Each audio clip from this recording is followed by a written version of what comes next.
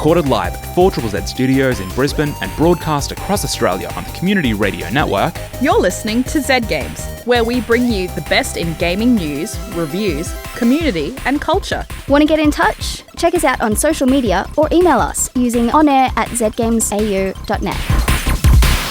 Welcome to the show, whether you're joining us via Community TV as New Game Plus or Community Radio as Z Games.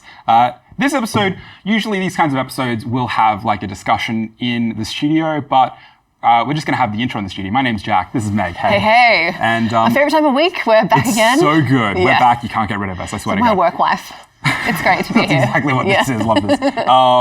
We were at Melbourne International Games Week for a little bit. Yeah, if fans of the show are out there watching this episode, you'll know very well it's like my Christmas, and it was one of the best weeks of my career /life /ever.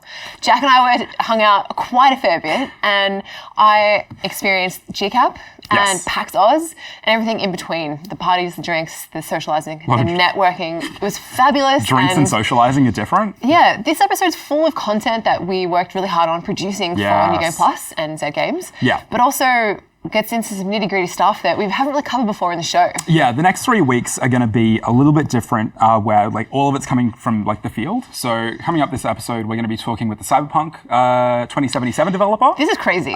They had one of their developers, the studio director, I think, from the Crackhouse studio, in for PAX Oz. We spoke with him. Koch from Z Games was doing that interview. He killed that. Phoebe Watson is working on Chaos Tavern. She is a sort of consulting on a lot of like First Nations sort of implementation in that game with the local team. Yes. But the one that we worked on together the most was the Working Lunch Next exhibit. Yes, I'm super proud of this actually. It came up so well, and we worked really hard on it, and I can't wait for you guys to see it. It's fantastic. So all of that is coming up in this episode. So let's get right on into it. Enjoy.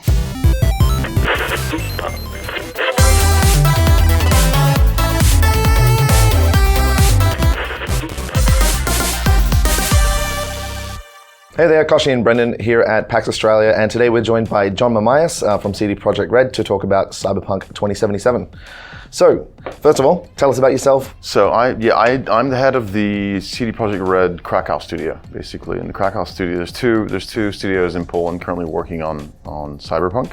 The Warsaw, it's like I think it's like 300 plus people working on. There's a lot more people working there, but just on the game, it's 300 plus. And then we have like 100 plus in Krakow working on the game. So my job is to basically manage the studio in Krakow, grow it and manage it, and I'm managing production there as well. So for people who aren't here at PAX Australia this weekend, can you tell us what we've got on display from Cyberpunk? A booth that's in the Microsoft booth currently that we're taking part of. With our publisher that's for Australia is Namco Bandai, right? Yep. But they're sharing like this Microsoft booth. So we've got like some cosplayers there, and then we've got a kind of a gameplay trailer running that you can go see. I think it's about 15 minutes. Yeah. And there's also, every day we're showing a 45-minute like gameplay. I guess it's called Deep Dive.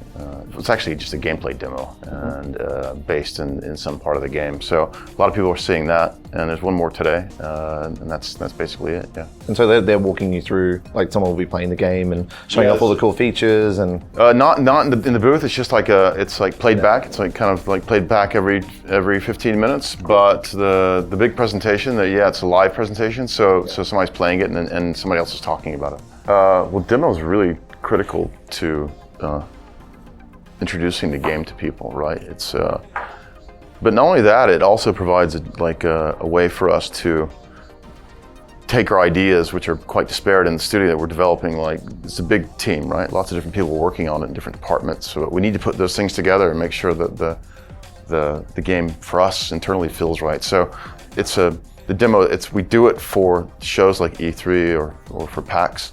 But it also helps us internally. What's something that you're expecting to see from gamers once that, like when they've played Cyberpunk 2077 for the first time? Well, we hope that they get so pulled into the universe that we don't hear from them for a while. So it's like that's the idea. So like really suck them into the universe. And it's a single player game. So It's a long game, so it's like you should jack in theoretically, metaphorically speaking, and then we'll see you, in like a couple more days from now. And when you come out, you should be amazed, I hope. So. Can you tell us more about the new abilities in Cyberpunk 2077? It's an RPG, so there's a set list of attributes that you build up in the game, and there's also a set of skills attached to those attributes. So I don't have the list in my head, but that's essentially how you're building your character. You gain experience, and then with those experience points, you can level up your attributes, and then you can also get perks along the way, which you can use to level up your skills. And there's a lot of different ways you can play. So you can be a stealthy character, or you can be like a solo kind of I don't know how you would, a run and gun type character. Yeah, or you can be like a hacking kind of netrunner type, or you can combine them. Kind of the essence of what we're trying to achieve is kind of a fluid class system in the game. So you don't pick one class, you kind of mix and match, and depending on how you like to play, that's where you put most of your points. Cool. So since E3, the big talking point, what happened, the big reveal of Keanu Reeves is going to be in the game. Yeah. What kind of part does he play in the game with the main character? Yeah, I'm not sure how much has been said about Keanu. It's because it's kind of spoilerish to talk about him too much. He's going to be with you in some way throughout the entire game. He has a lot of, he's like a major kind of character throughout the entire game. So, but you'll have to wait and see, what his role actually is. All of the, you said 300 people are working at the Krakow. That's 100 in Krakow, and in Warsaw it's more than 300. So on the project in total, it's between 400 and 500 people, I think, working on the game. So we've got all of those people working on the game. Have you experienced any times of crunch time, the normal crunch time? Yeah, well, 100-hour weeks, 60-hour weeks type deal when you end up going through that type of. Oh, there's been a lot written and talked about, crunch time with us and with other game developers, and we don't really like to talk about it too much because it's a little bit too controversial, and we're more here to talk about the game and not about the working life around the game. After Cyberpunk 2077, what would be the next step for CD Projekt Red? I wish I could announce something like that, right? That's like a big news story. So it's that's something that I'm not allowed to talk about. And there will be a time when we go out in public and say, okay, we're going to do this next and stuff. So right now it's the only thing that we are really allowed to, and we should talk about is just focusing on this release, because this is it's all consuming in terms of resources, and so it's very important for us to just keep our eye on the ball. What is the most exciting thing that players who don't know about the game, what would you want to tell them to get them excited for it if they are trying to stay under a rock as much as possible? That's a good question. It's hard to know what gamers expect. I think since it's us making the Cyberpunk game, I think what you can be excited about is that it's going to be a really strong RPG and a really awesome story, right? So it's if that's the kind of, and if you're into single player RPGs with strong story, I think this is your cup of tea. So. Hopefully we'll deliver that in spades. Yeah. Well, thank you very much for talking to us here at PAX Australia. I hope you enjoy the rest of your weekend and able to actually check out some of Australia. Yeah, thanks a lot. You're listening to Z Games. Welcome to the jungle. We got fun and games. Recorded live at 4ZZZ and heard around the country on the Community Radio Network.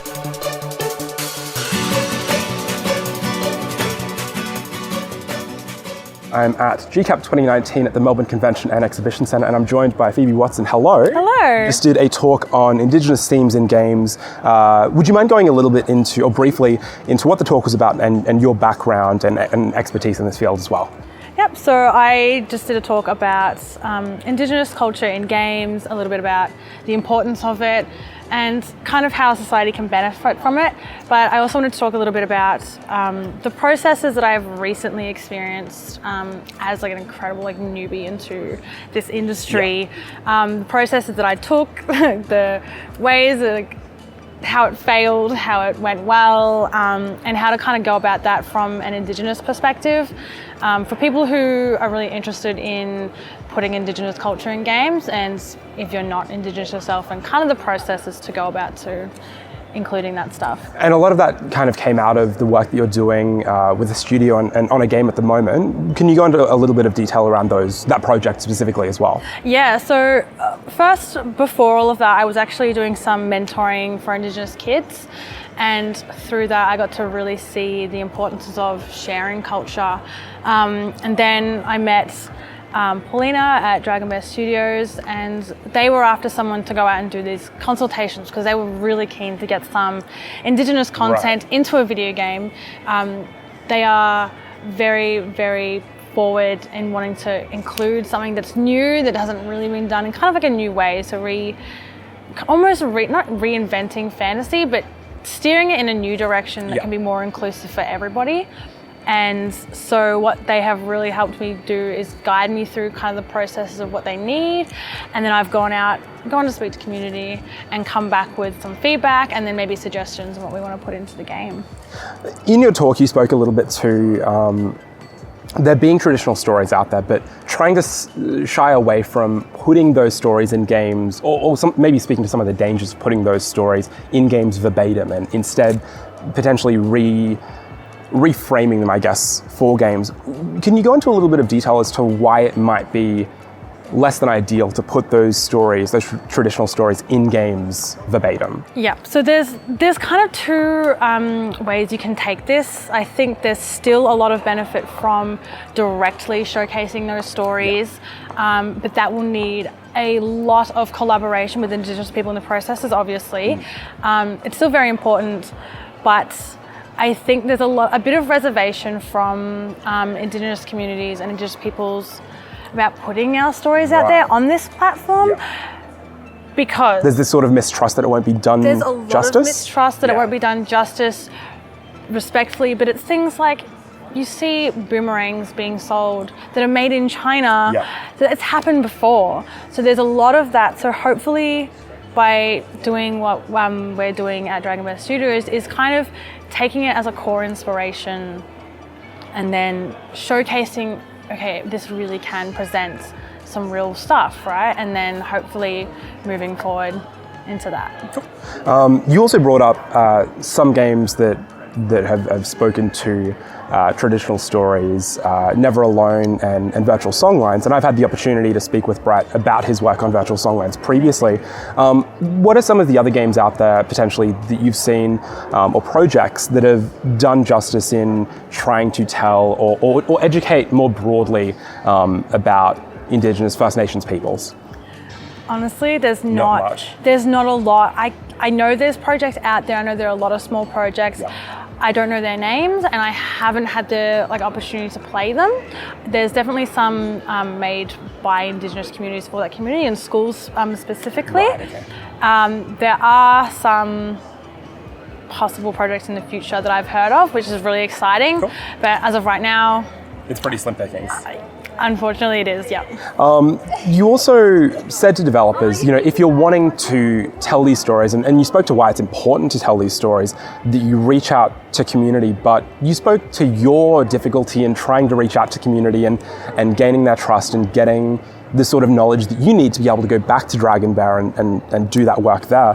What sort of resources are available for developers that are looking to potentially implement some of those ideas in their games, but if they don't have a connection to community like yourself, how might they go about finding information to sort of get started? Yeah, it's a really difficult process. I really wanted to inspire, it's a bit of an opposing thing to talk about in my talk, but I really wanted to inspire people to do it, but also be very realistic. It's difficult. You need to be super passionate about this. There are definitely organizations out there. What you can do is that communities for each land group, they have their own kind of organizations and orgs that you could reach out to. You could do some research into the land you're on, and then try and Google some organizations for that and possibly reach out to them, because they will know elders and community members, and they can kind of help liaise between the two groups. I think that's the best, because I'm not entirely sure. I know there are groups out there, but I'm not I don't know the names of their groups. A lot of the specifics. Specifics for games, particularly. You ask developers to, instead of making these or highlighting these stories or making sure that players pay attention to them, instead of doing it for financial gain, to do it to try and preserve these stories and not be so much about, we just need to chase profits and all the rest of it.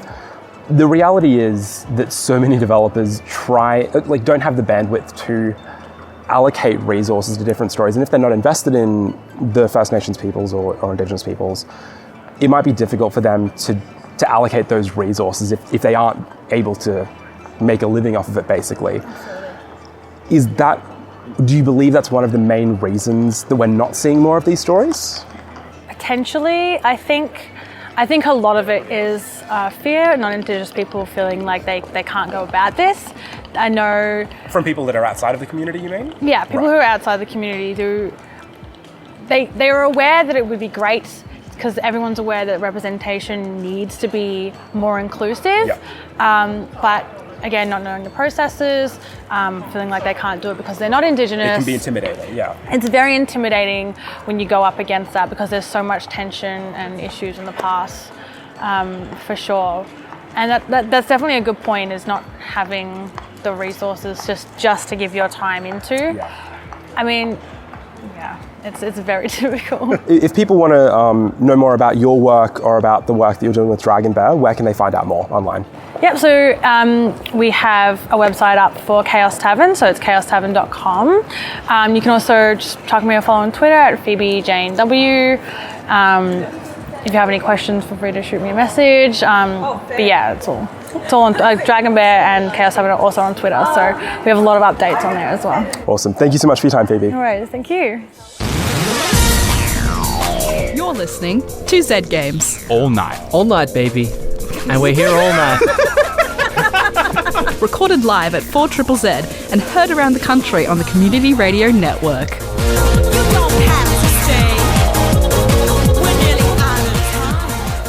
The next exhibit is a Working Lunch Collective initiative and showcases games made by indie developers from underrepresented communities.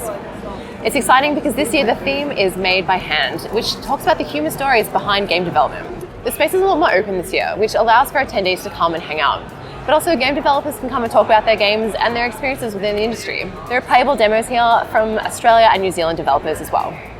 To hear more about Next and how it was received by attendees, I spoke with Noni Ock. We wanted to showcase not only these games made by underrepresented developers, but also the team themselves and the people behind these games and what goes into making these real heartfelt games. So we have little posters of about the team, about the game, some behind the scenes stuff of like early concepts and sketches. And showing that journey. Yeah, and people have really responded to that. It's a really great insight into what goes on with developers because we've got it written on one of the boards, developers are people. And yeah, people really love that they're seeing a little insight into the life of a game developer. There are 4 games on display. Can you tell me a little bit about them? Yeah, so we've got Dollhouse, which is sort of an interactive dollhouse in a video game. There's no like win state or fail state. You're just free to kind of explore what is essentially a dollhouse with like beds, tables, chairs, little dolls, able to move around, and it really draws on that, I guess, childlike... Like nostalgia? Nostalgia, yes. Yeah. And I've seen my personal favorite, the dog dating simulation game, Best Friend Forever. If you haven't seen it, check it out online at the moment. But can you tell us a little bit about how that's... So that is a dating simulator cross dog care simulator. Yes. You do not date the dogs, but it's like a visual novel, so kind of in the style of something like Dream Daddy. Where you create a character and you're moving to this new neighborhood, new city. And you have a dog, and then all your romantic options also have dogs. And you take care of your dog while meeting people, and maybe sparks fly. And my heart is so full with this novelty right now. And I saw there's like a lot of granular things you can do to increase your dog's skills, and the activities you do reflect your relationship with your puppy, which is really wholesome. And you can pat the dog as you go on. You just click she's ball. Now, there's also next to this game is the Continental Drift. That's a totally different shift in genres. Can you talk to me about that? It's amazing. When I played it, I had shivers. It's like this. It's an in-browser game looking at themes of loneliness and where you belong. I think it's based on the developer's own experiences with moving around and trying to find where you belong. Really, it's a really beautiful game. Yeah. And the fourth title here on display is Unpacking, which is another really exciting indie title. And I love it because I guess it's a relaxing take at your own leisure. I guess another really aesthetically beautiful title. Yeah. Unpacking is also like another great one. It's super zen. Yeah. And the developer, I was actually here earlier today talking about how it came out of her and her partner, like when they moved in together, they turned their unpacking into a game, like themselves, because they'd finish a box and it was like, oh, how it's such an achievement. Yeah, they gamified it. Yes. And so they turned that into a game, and it's really cute. It's so relaxing. The music is quite calming. But also just like the pixel aesthetic of it is super cute, isn't it? It's irresistible, and it's adorable. Like organizing things, it's great. While Next exhibit only happens once a year at PAX Australia, other events from the Working Lunch run throughout the year. Taking part in multiple states across Australia and New Zealand, the program is designed to help underrepresented people build a long-term, sustainable career in the games industry. They do things like workshops, seminars, one-on-one, and group mentoring sessions with influential and experienced people in the industry. To hear more about their experience with the Working Lunch, we spoke with Shane Strawbridge from the Adelaide cohort. I heard about a workshop on Twitter called The Working Lunch. Talk to me about that. We were like, this sounds interesting. How can I get involved? So essentially The Working Lunch is a group for, it's for minority groups kind of thing. So underrepresented devs, that's right. Yeah. So it's mainly for women and non-binary folk. And so, if you tick those kinds of boxes, you can apply. And so I was looking at it and I was like, as a non-binary dev, I was like, I'm interested in this. So I put my name forward, did all the little paperwork, and a couple months later, I found myself joining the Working Lunch Adelaide cohort. It was a rather small group. It was about 10 to 12 people. And we would gather, I think, about monthly in a meeting room in Games Plus, which is our kind of central game development hub in Adelaide. Yeah, exactly. So we would gather there and we would go through the Working Lunch program, which we would cover stuff like, how to find a job within the work industry, safely engaging with your workers, if you were LGBT, how to, engage with your workplace and how to stay safe. We also covered, more broad topics like marketing your game and like how having to invoice people for money and stuff like that. With our mentors, we worked on very specific things. We tried to set ourselves some goals. Right. So my mentor was Ash McAllen. Awesome. And so we worked together I was a narrative specialist, and so was she. She really liked writing for tabletops and stuff like that. So we were working together to try and piece narrative together with other game design elements so that, it wouldn't be so niche and I could start branching out, start wearing many hats, as the phrase goes. Do you feel like you learned a lot? And I guess, what was the ultimate goal for you for the program? Well, ultimately, I just kind of wanted to take my opportunity for game development further, and it really worked. Like talking to Ash, she's put me in contact with a lot of great people. Nice. She was helping me, further my game development. She introduced me to a bunch of programs for game development and to help people get into game development. She even helped me get here to PAX. She's paid for my flights, and she, put me in contact with a couple of people to chat and learn some new things. So I've really found a lot of benefits coming from the Working Lunch. Now that you've completed it and you're sort of on the other side of it, do you feel like you can approach your next steps for your career in a different way that you wouldn't have in the past? Yeah, when I first graduated, I wasn't, I was like, I'm not really sure where to go in games. I still felt very directionless. But now that I've gone through Working Lunch, I've really started to realize these are the things that I can do. I feel a lot more confident in myself as well. I feel like I could actually go out there and start making content and joining companies and working with other people. So yeah, I feel a lot more confident. I feel like my abilities have improved. I got more connections now. I feel like I, made a lot more friends, both, high up in the industry and lower down. So it's just really interesting.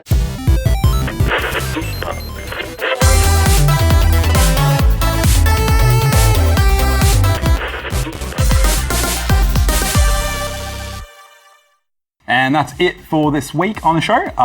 We've got way more coming up. We've always got way more coming up. There's always so much more. It doesn't matter whether you're watching this on TV as New Game Plus or radio as Z Games. We have all the links, Meg. Do you remember all the links? NewGamePlus.tv, YouTube, Twitter, Instagram, everywhere. Facebook. We're on all the channels. New Game Plus TV. If you want more podcasting, New Game Plus has a podcast you can find on iTunes and Spotify. Z Games is also there. ZedGamesAU.net is the website. You can find Z Games AU on Facebook, Twitter, and Instagram. And if you happen to be in Brisbane, first of all, sorry, but second of all, on Wednesdays at 6 p.m, you can listen to Z Games on 102.1 FM Triple Z on Wednesdays. Yeah. So that's it for this week. Thank you so much for hanging out with us, and we'll see you next time.